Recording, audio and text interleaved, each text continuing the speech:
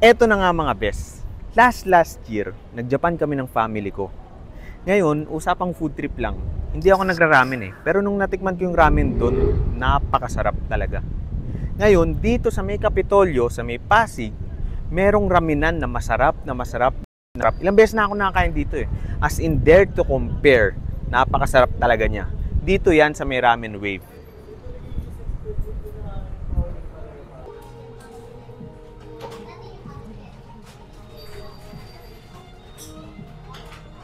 Meron pa silang pa-window effect. Pagka may ka-date ka, bubuksan mo lang. Pagka wala naman, isarado mo lang. Kahit marami kang order, hindi ka mahihiya. Same yan sa solo table. Hindi nila makikita na marami kang order.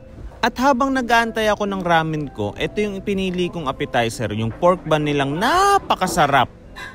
Ito yung ramen na sinasabi ko na kalasa ng Japan. Kung nagre-crave ka dito, pumunta ka na agad sa Ramen Wave. Hindi ako nagpa-chopstick.